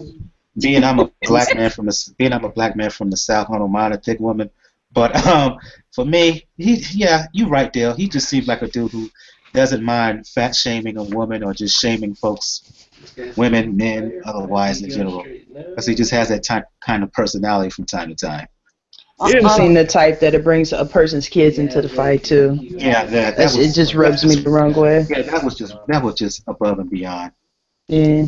On a more positive note, keep an eye open in the crowd for Terrence Crawford's biggest fan, and that would be Warren Buffett, who may very well, I'm sure, take his private plane. Although he's such a frugal guy, maybe he'll just fly coach from Omaha out to New York to see the fight. Oh wow! Wouldn't surprise me for him to be back in the dressing room. They have truly, as probably Omaha's 2 most famous citizens right now, struck up a real friendship. They're both very philanthropically oriented, and they have both stuck with their hometown through and through. It's a funny, and it's really a delightful friendship. That's nice. That and their steaks. It is. Oh, this guy.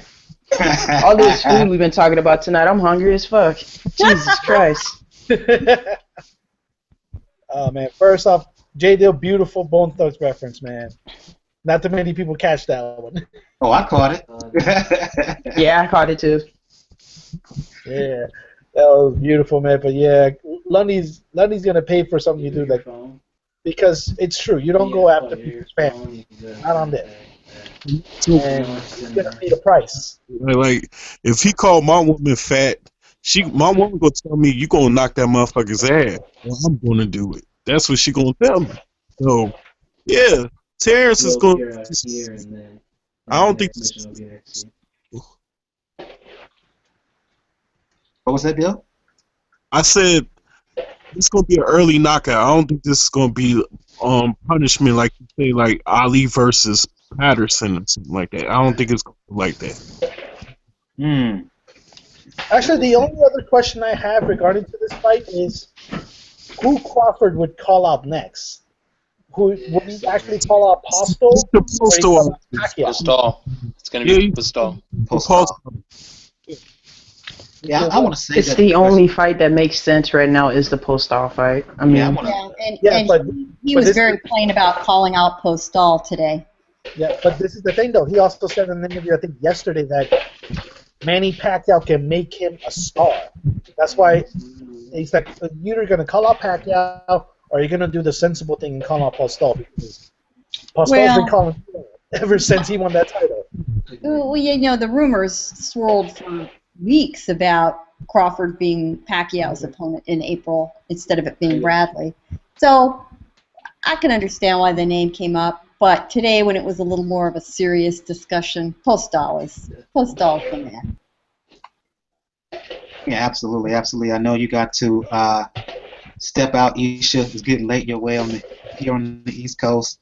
I want to thank you for joining us on the show this evening. not a problem. It's nice to be back with you guys. I'll catch you guys probably next week. I'm not asleep. All right. Take care, people. Take care. See you later. And I'll see you on Twitter talking the fights. So let's move on and talk about the other fights that's happening this weekend. Leo Santa Cruz, also in Anaheim on Showtime, is fighting Kiko Martinez on the undercard of that bout. Julio Ceja fighting a rematch with Hugo Ruiz. HBO and Showtime are competing against each other the same night. I want to talk about Santa Cruz and Kiko Martinez. I'm sorry. This should be easy work for Santa Cruz. I know Kiko Martinez is on a 3-fight winning streak since he got blitzed by Quigg. But at the same time, he looks on the long end of the tooth. That the way he got blown out by Quigg, so is still fresh on my mind. So Santa Cruz should win this fight easy. The question for me is how much of a hit Santa Cruz will take after finally stepping up when he beat Abner Mares last summer to now fight this kind of fight as a follow-up. Well, it depends on what you mean by a hit. He has the grave misfortune of fighting on the same night as Frampton Quigg, which everyone will have already seen by the time he gets in the ring, and Crawford Lundy.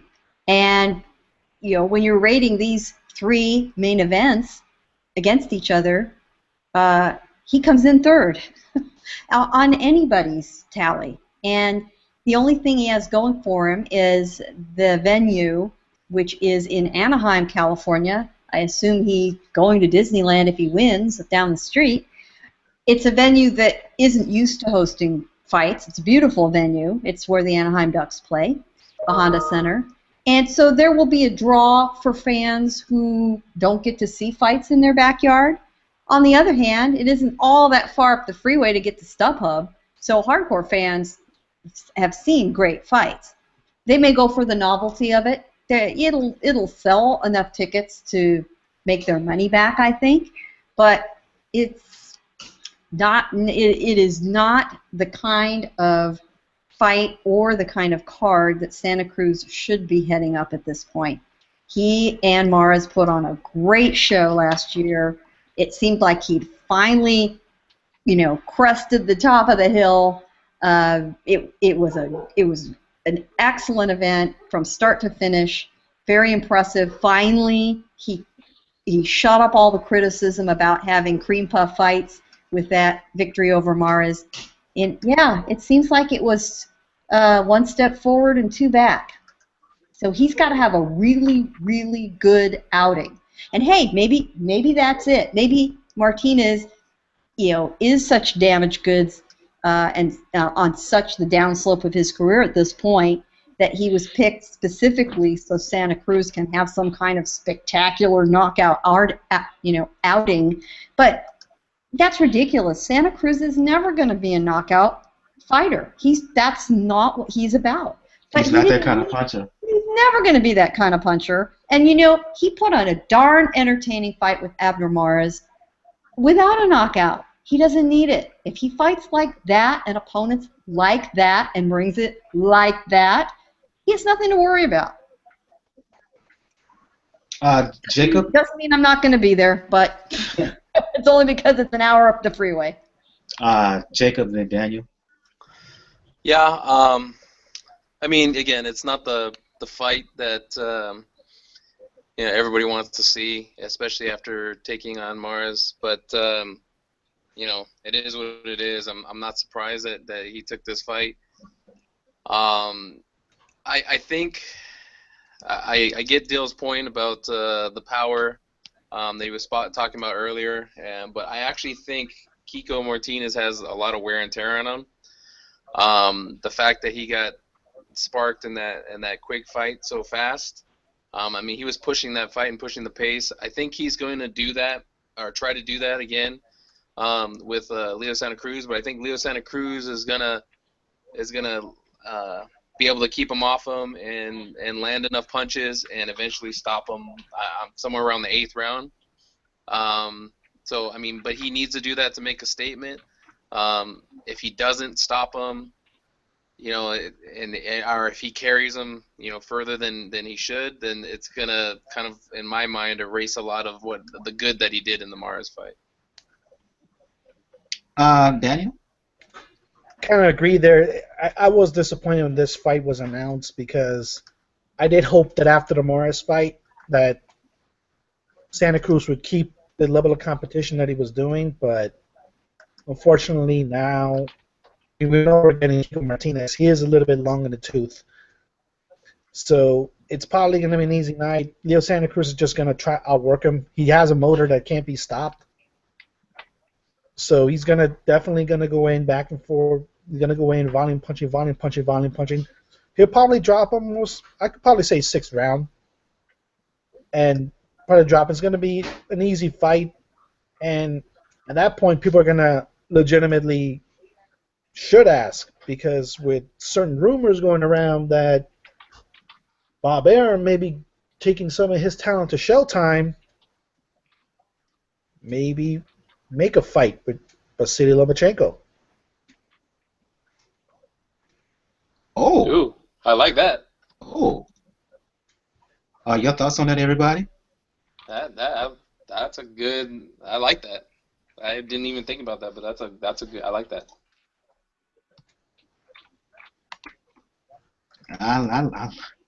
Gail, I like that scenario. Yeah, that's pretty damn creative. Yeah, I have no argument with that at all. I wouldn't have arrived like that. That's why we've got various minds on this show. I love it.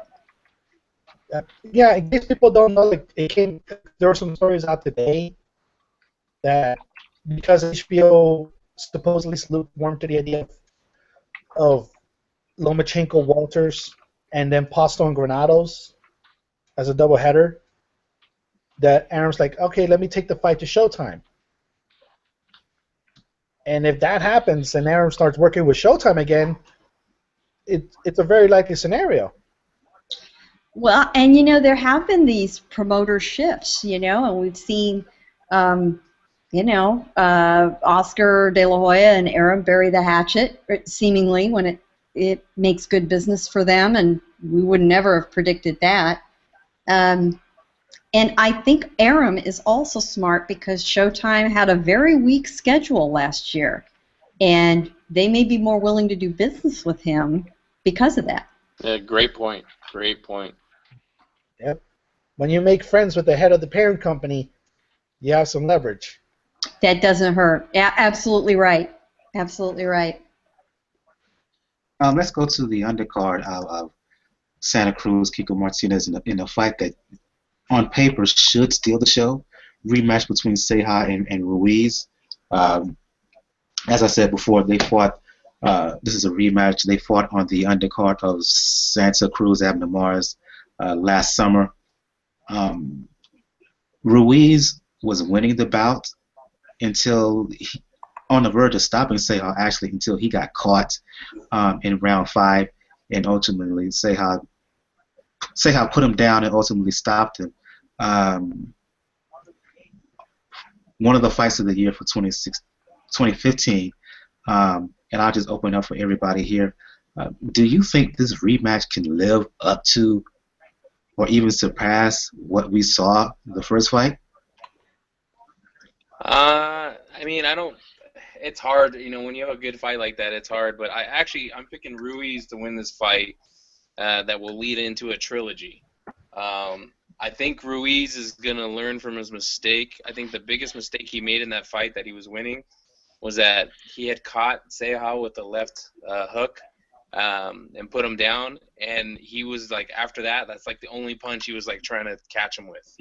His whole game plan went out the window, and then ironically he gets caught with the same exact punch and gets put down even harder. And then his failure to not hold when he should have and try to fight his way out, I think, kind of that Amir Khan kind of rationale, I think was his underdoing. So I think he's going to be a lot smarter in this fight. I still think it's going to be a good fight. They're both, they're going to want to put on a show for the crowd. This is the fight I'm looking most forward to since I will be there, and I'm sure Gail will probably agree. So I'm calling Ruiz stops him in the 9th.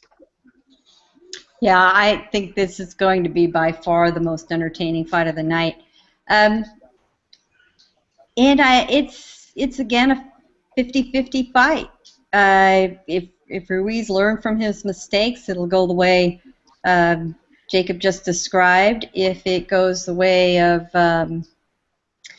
if Seha can come off of the momentum from that big win, he was elated when he managed to pull that one out.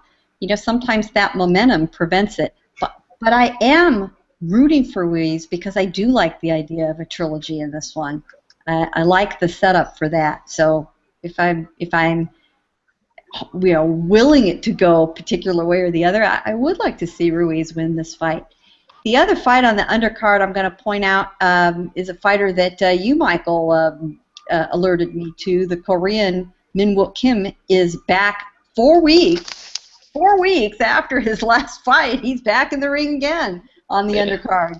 And I'll be glad to see him again. Unfortunately, it was a very, odd card, and he was nearly the last fight of the night, non-televised. There were 4 or 5 walk-off fights after the televised portion was over, and there was barely anybody left at Staples to see him, when it was a shame. He was very entertaining. So I hope he gets a little bit more attention this time. Yeah, absolutely. Because I was like, who is this? Yeah, no, he was super. And I never heard of him. I'm like, who is this? Who is this cat?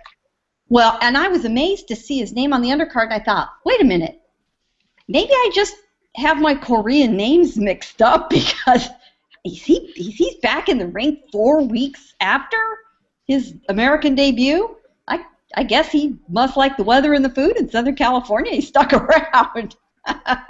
Well, not only him, but the what's his name? Santa Cruz's cousin or whatever. He's also on the card, and he was also on that Gro Gonzalez. But Kim. I did go. I got to go closer to go see him, and I was watching him. I hadn't heard of him before, and I like him, man. He's a good little fighter. Yeah, he's a goer. He's a lot of fun. Yes, Antonio Santa Cruz is also on the undercard with his impressive 1-2 record. The guy's garbage. He's he's only on there because he has the Santa Cruz last name, just like Chavez Jr. when he fought at the StubHub and all his brothers or whatever was fighting. I can't remember. One of the guys has a terrible nickname. It's like the businessman or something like that. They're terrible too. That's kind of like Canelo's brother. Oh. Whoops. Yeah, he older brother wouldn't too. be having any fights either. His older brother too, Gil. That's the thing. Well, I know. Really, isn't that embarrassing? It's kind of like, when your mom makes you take your little brother to the party. God, it's really embarrassing. Yeah, absolutely. One more fight I want to talk about quickly. This fight is happening on the undercard of Marco Huck and Ola Ofalabi. their fourth fight. The lady, talk about women's boxing here quickly. The lady who many consider the best pound-for-pound fighter in the sport, Cecilia Braca. She's going to be fighting on that undercard. Fighting a lady by the name of Chris Namos. 10-round bout at welterweight. Quickly, anybody here, your thoughts on Cecilia Braca's, the fact that she's getting an opportunity for this kind of showcase moment on what's considered, I guess, a quasi big card there in Germany. Good. I'm all for it. That's what's going to make it happen. You know, with the addition of good, entertaining women's bouts to major cards, where you've already got a lot of people in the seats. Just like bringing a guy like Minwook Kim over, you know, for a full house to introduce him, the women need to do the same thing. And we're going to see that more and more. Sinicia Estrada is going to be back, for example, a fighter out of East LA who's excellent. She will be on the undercard of Golovkin-Wade. She was also on the undercard of Golovkin-Monroe. So I like K2's dedication to putting women's fights on. Lou DiBella has also said the same thing, and it's good to see. That was a good fight, too.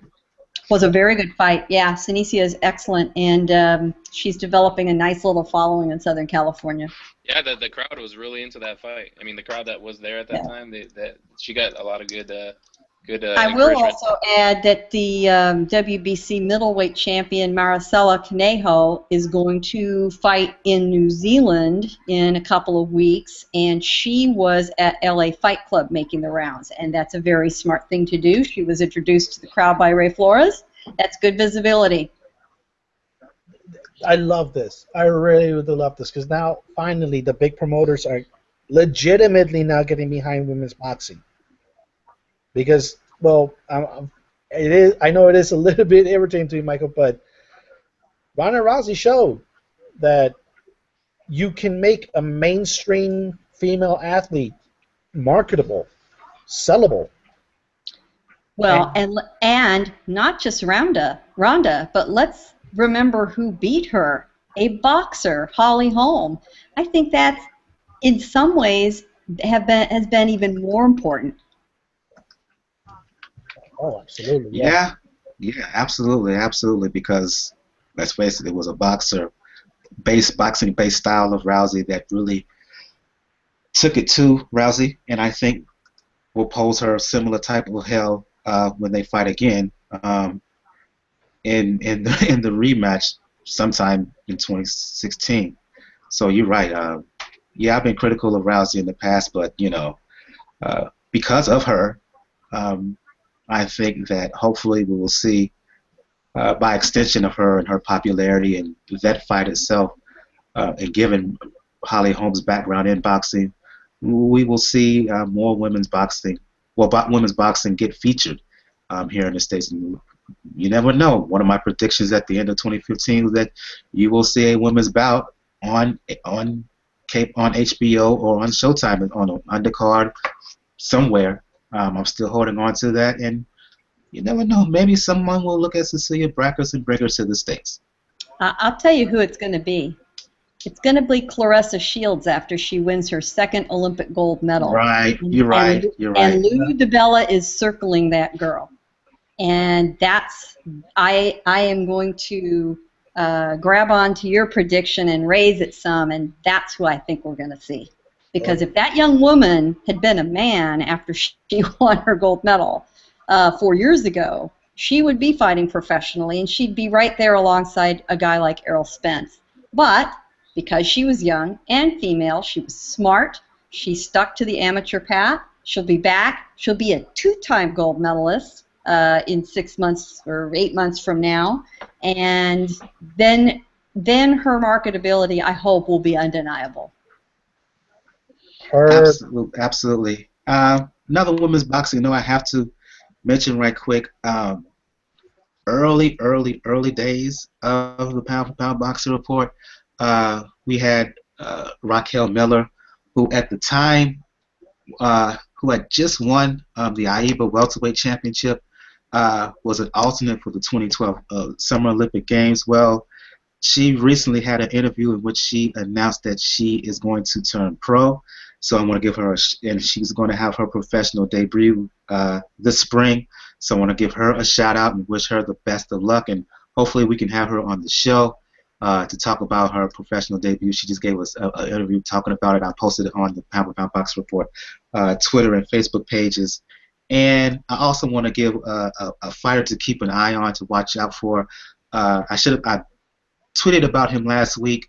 I asked some folks in the Asian community, Asian boxing specifically, about this guy, a fighter by the name of Muhammad Wasim, fighter from Pakistan.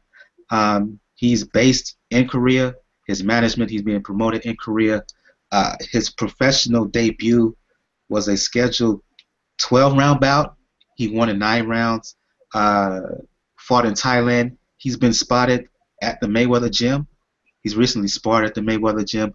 He looked very good. He's a super flyweight, and I want to say I like what I saw of him in his 2 fights. I liked the spar session. He looked very good, very skilled, really, really good body puncher. So keep your eye out on him. Keep your eye on Muhammad Wasim, and best of luck to Raquel Miller. Miss Pretty Beast on Twitter, I believe is her handle. You can also find her all over Facebook as well. And I think we're going to shut the show down on that note. I want to go around and hang out here. Ladies first, starting with you, Gail, for folks who want to talk boxing and whatnot. Let the folks know where they can find you.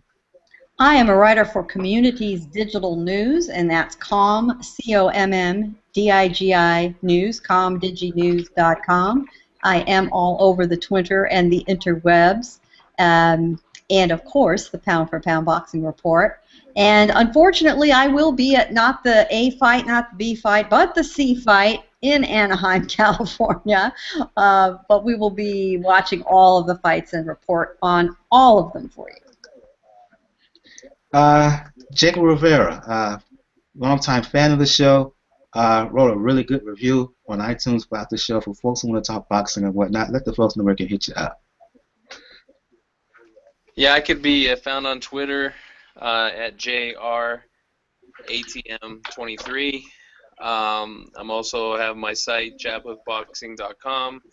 I started doing a series on there, so I do predictions on the fights, the bigger fights, and then recaps with a couple people I started the site with, and do a couple series like Fantasy Fight of the Week and fights that we want to see, and then I'm also doing like a retrospective series about controversial fights. So if you guys want to check that out, but also follow Gail, follow Michael, follow Isha, and listen to Daniel's show on the Inscriber for Boxing News. It's a good show. And also, again, if you guys, anybody listening, write a review for this show. It's a good show. Michael does a good job. And thanks for having me. Absolutely. Thank you. Thanks for having me. Thanks for being on. Glad to have you back. Daniel Carpio joined us live from NY. For folks who want to talk boxing or basketball, let the folks know where they can find you. Yes, folks, you can find me on Twitter, Ruckus99. I am there often. Like I said, I tweet a lot about boxing, tweet a lot about the NBA too. You can find me there. And like I said, I do write for the Inscriber magazine. I got to give a shout out to the main guy who created, Robert Cobb. He did a really good job with it, because now I'm blogging. So it's a really good job. And we're going to have a writer there at Crawford Lundy, Credential Peter Clark. He's going to be there, going to give us a good insight of that fight, and he did write a really decent preview on it earlier. And like I said, we have a show on Sundays with the folks at Fort Boxing News, Joe and Francis. Like I said, we're going to be, and obviously, we're going to be talking about the fallout of all 3 fights. And like I said, we're probably going to know by then what, when, and where Wilder Povetkin is going to be. Yeah, absolutely, absolutely. I want to thank also, shout out to Isha, the casual boxing fan, as well as Jay Dill for joining us earlier. If you want to reach out to Isha's Give Me a Talk Boxer, you can find her on Twitter. The Casual Boxing Fan, that's D-A, Casual Boxing Fan, all in one word. You can find her there. You want to check out Jay Dill. Jay Dill Patriot on Twitter, Dilltown on YouTube and Facebook. Check out his channel on YouTube where he talks boxing. Really good insight, really good perspective on the careers of past and present fighters, and he also talks about present-day issues, boxing-related. For folks who want to talk boxing or anything else with me, you can check me out on Twitter, brotherjr on Twitter at brotherjr76. Again, if you want to find out information about the Pound for Pound Boxing Report, just go to the blog page, p4pboxingreport.wordpress.com. You look to the right of the page, you can find links to where to find us all over the internet, all over social media, all over the interwebs. On the next episode, Pound for Pound Boxing Report, we will do a recap of Crawford Lundy, of Frampton Quigg, Santa Cruz, and Kiko Martinez, as well as Ceja Ruiz. And we will talk Cecilia Brackus, and we will do a preview of Luis Ortiz, his return to the ring against Tony Thompson. On the undercard of that, of the Ortiz-Thompson bout, Saddam Ali is going to fight Jesse Vargas for Timothy Bradley's vacated title. And we may bring into some discussion about Shinzuki Yamanaka, who many consider the best bantamweight in the world. Had a tough fight last bout out, many fight against Alcemo Moreno. A lot of folks thought he may have lost that bout, so we will talk about him as well. As well as Julian Williams, a fast-rising junior middleweight contender. He's going to be fighting on the same night as Ortiz and Tony Thompson. So for the Isha, the casual boxing fan who joined us earlier, for Jay Dill, for Gail Falk with All the Community's Digital News, Daniel Carpio of the Inscriber, for Jacob Rivera, I'm your host, Michael. This has been another episode of Pound for Pound Boxing Report. Everybody, you guys have a good evening. Good night. Good night, all. Good night. Good night.